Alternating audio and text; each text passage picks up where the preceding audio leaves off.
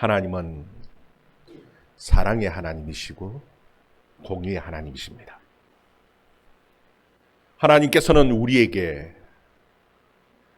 하나님의 닮은 사랑의 삶과 공의의 삶을 살기를 원하십니다.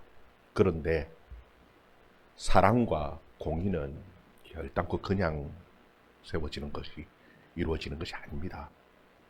거기에는 반드시 따르는 것인데 그것이 책임입니다. 책임지지 않는 사랑, 책임지지 않는 공의라는 것은 이루어질 수가 없습니다. 하나님께서는 반드시 그 책임을 물으시게 하는데요. 생명에는 생명으로, 눈에는 눈으로, 이에는 이로, 손에는 손으로, 발에는 발로 그 책임을 갖게 하셨습니다. 그런데 문제가 있습니다. 예를 들어서 들에서 사람이 죽었는데 분명히 피살된 그와 같은 죽음인데 그 살인자가 누군지 모르는 겁니다. 그 살인자가 누구인지 모를 때에 그 책임을 누구에게 물어야 하느냐라는 겁니다. 우리 오늘 본문 말씀 1절에서 4절 말씀 우리 같이 한번 읽어봅시다. 1절에서 4절 말씀 같이 읽습니다. 시작. 내 하나님 여호와께서 내게 주어 차지하게 하신 땅에서 피살된 시체가 들에 엎드러진 것을 발견하고 그 쳐 죽인 자가 누구인지 알지 못하거든 너희의 장로들과 재판장들은 나가서 그 피살된 곳의 사방에 있는 성읍의 원근을 잴 것이요 그 피살된 곳에서 제일 가까운 성읍의 장로들이 그 성읍에서 아직 부리지 아니하고 멍에를 매지 아니한 암송아지를 취하여 그 성읍의 장로들이 물이 항상 흐르고 갈지도 않고 씨를 뿌리지 일도 없는 골짜기로 그 송아지를 끌고 가서 그 골짜기에서 그 송아지의 목을 꺾을 것이요. 아멘. 여러분, 이런 피살된 사건이 생겼을 때는 오늘날 같으면은 경찰서에서 그 죽은 사람의 신원이 어떠한지 확인하고 그리고 그 죽인 사람이 어떤 사람인지 수사를 하지요. 요즘은 수사 기법들이 굉장히 발달되어져 있기 때문에 웬만하면은 그 사건의 그 살인자를 찾아냅니다. 가끔 가다가 미제 사건으로 남는 경우도 있기는 있지만 거의 대다수는 찾아냅니다. 해결합니다. 그러나 옛날에는 오늘과 같은 경찰 제도들이 없었습니다. 그리고 수사할 수 있는 그런 발달된 수사 기술들도 없었고요. 하나님께서는 이와 같은 경우에 이 일을 어떻게 처리해야 하느냐.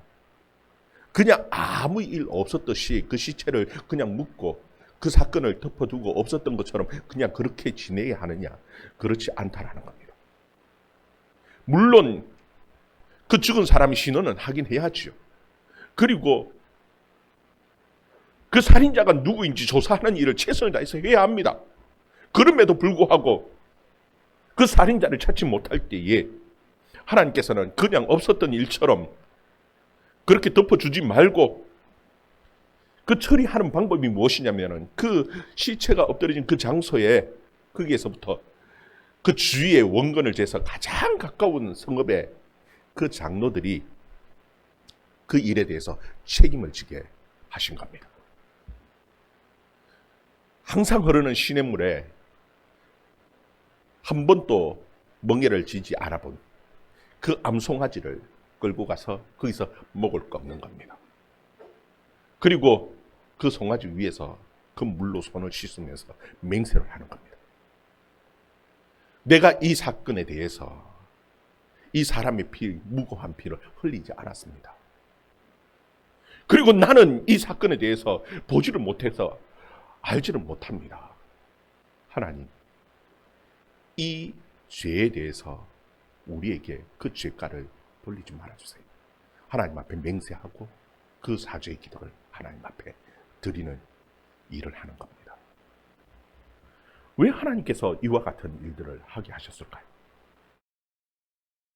하나님께서 주신 그 축복의 땅, 그 이스라엘 땅 안에서 단 한 방울이라도 무지한 피를 흘리는 것을 원하지 않고 계시는 것이에요. 다른 사람을 죽이는데 자기의 욕심이나 혹은 분노에 의해서 다른 사람을 죽이는 일을 하나님께서 허락하지 않으셨어요. 여러분들이나 혹은 성읍이나 사람이 많은 곳이나 없는 곳이나 혹은 밤이든 낮이든 하나님께서는 그 하나님이 주신 그 축복의 땅이 안전한 땅이 되기를 하나님께서 원하시고 그것을 만들어 가기를 원하시는 하나님이십니다. 그런데 그 책임이 누구에게 있느냐 하면은 그 마을의 공동체 모든 사람들에게 다 있다라는 겁니다. 물론 그 살인한 사람이 잘못했지요. 그 살인한 사람이 잘못했지만 그럼에도 불구하고 하나님께서는 그곳에서 가장 가까운 그 성읍의 사람들이 그 책임을 져야 한다는 거예요. 이 죄가 일어났는데 분명히 살인하는 이 무고한 피가 흘려졌는데 아무 일 없듯이 그냥 넘어가면 안 된다는 겁니다. 왜요? 그 공동체가 그 안전한 사회를 만들기 위한 공동체의 책임이 있다라는 것을 하나님께서는 분명히 말씀하시는 거예요. 여러분, 이 책임의 문제는 상당히 중요합니다. 예를 들어서 교회 안에서 어떤 일이 생기면요, 공동체가 전체가 그 책임이 있죠. 그 일을 일으킨 사람 한 사람만의 문제가 결단코 아닙니다. 공동체가 책임을 져야 합니다. 그 중에 누가 가장 큰 책임이 있습니까? 묻는다라면요, 만약에 교회 안에서 일어난 일이라면 가장 큰 책임은 목사님 제게 있겠죠. 제가 져야 합니다. 그리고 또 교회의 지도자인 장로님이 책임을 져야 하는 것이고, 그리고 또 져야 할 사람들이 있죠. 여러분, 중직자는 그냥 세워지는 것 아닙니다. 그냥 투표해서 인기 많아서 내가 인기를 얻었기 때문에 그냥 인기 투표해서 세워진 그런 직분이 아닙니다. 교회의 직분이라는 것은 책임을 지는 직분입니다. 교회에 일어난 그 모든 일에 대해서 중직자는 다른 사람들보다 더 중하게 무겁게 그 책임을 져야 하기 때문에 그 직분에 중직자라는 그 직분이 주어지는 거예요. 마을 공동체가 모든 이 문제에 대해서 책임을 져라 하나님께서 말씀하시는데 그 가운데서도 특별히 장로에게 이 일을 맡기시는 이유는 장로가 가장 그 마을에서 중한 그 책임을 지고 있는 사람이기 때문에 그런 겁니다. 하나님께서는 그 마을의 공동체에 그 장로들에게 그 책임을 전하라는 겁니다. 여러분, 참 요즘 보면 안타까운 일들이 사회에서 일어나죠. 물론 어떤 정당을 제가 욕하기 위한 것도 아닙니다. 흠을 잡기 위한 것도 아닙니다. 사실 나이가 들어가고 목사가 되면요, 자연스럽게 보수되을 수밖에 없는 것이 이게 목사의 직분인 것 같아요. 그런데도 보면은요, 오늘날 수많은 사람들이 죽었어요. 그런데도 불구하고 책임져야 할 책임 자리에 있는 사람들이 책임을 지려고 하지 않습니다. 이거 큰 문제입니다. 성경은 우리에게 분명하게 말씀하시는 것은 공동체 전체 우리나라 모든 사람들에게 다 책임이 있죠. 함께 고민하고 함께 슬퍼해야 되고 함께 이 문제를 고민하면서 다시는 이런 일이 일어나지 않도록 발생하지 않도록 함께 고민해야 되는데 그 중에 가장 책임져야 될 그 지도자에 있는 사람들은 책임을 져라라는 겁니다. 이것이 성경이 우리에게 가르쳐주시는 그 공의의 정의의 원리입니다.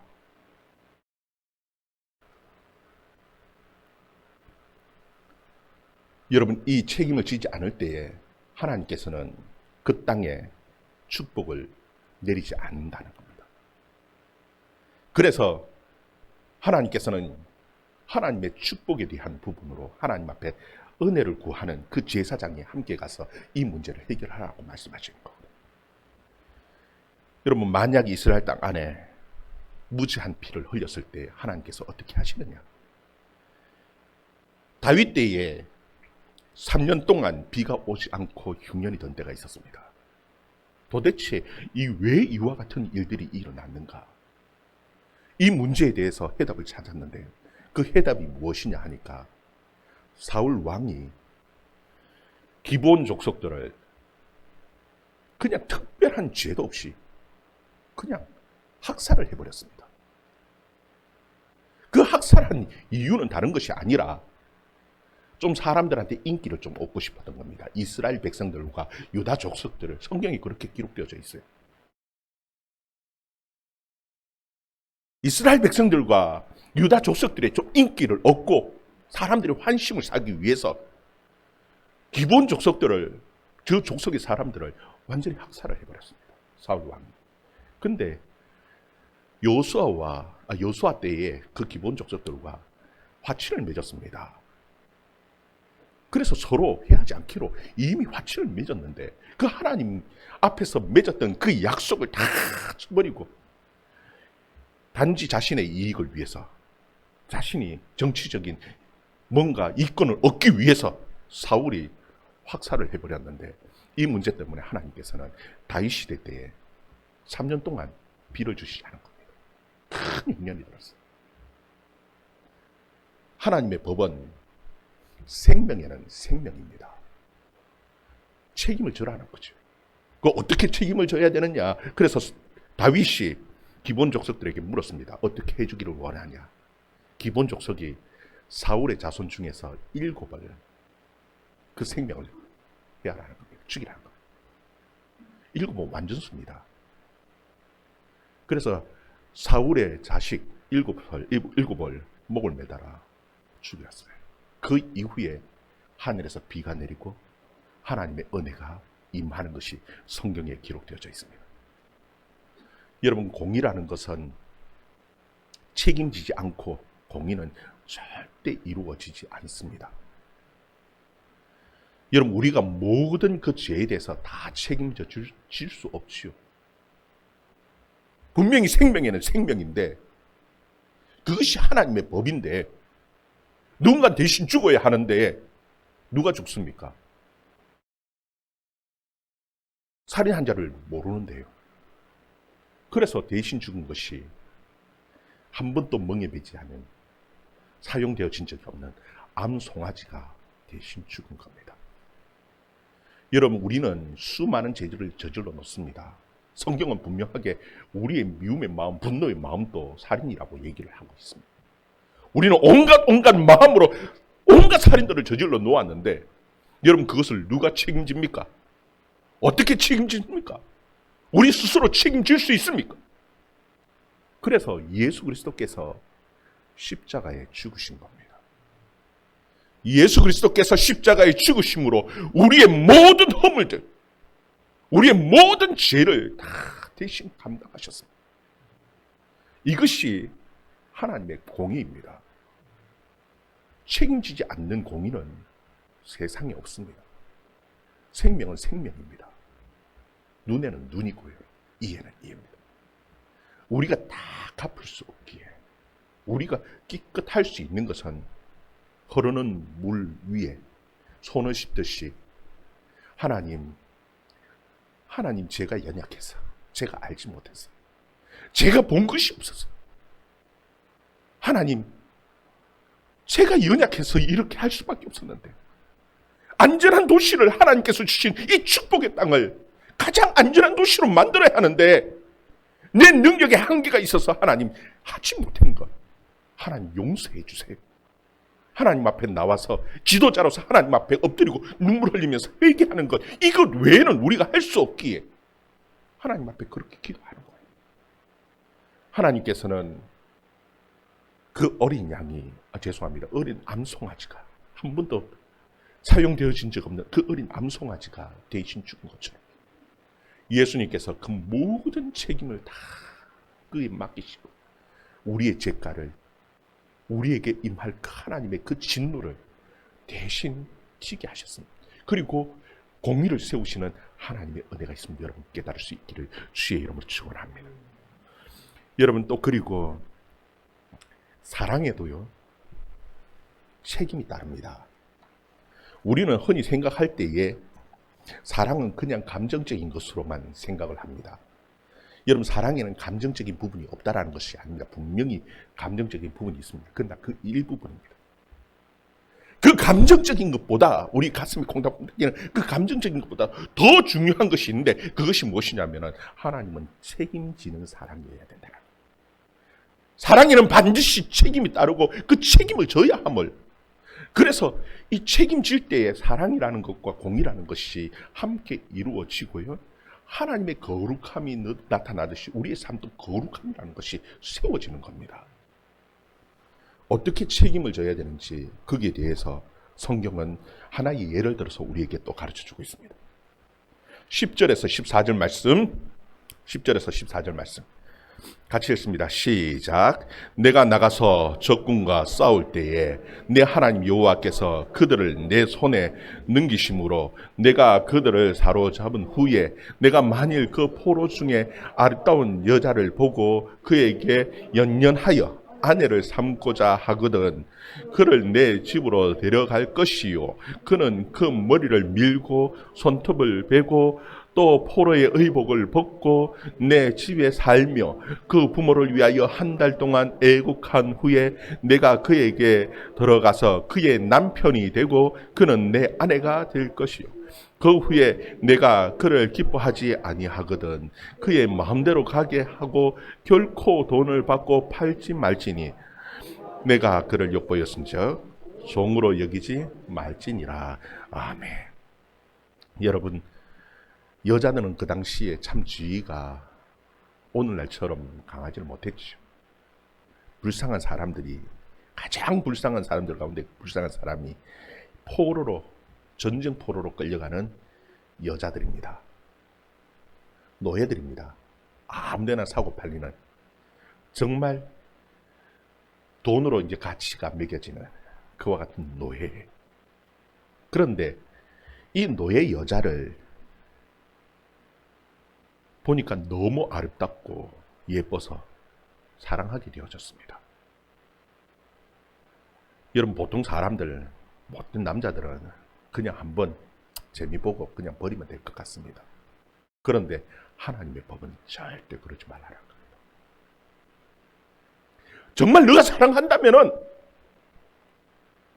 사랑의 대가를 지불하고 그 아내를 삼으라는 겁니다.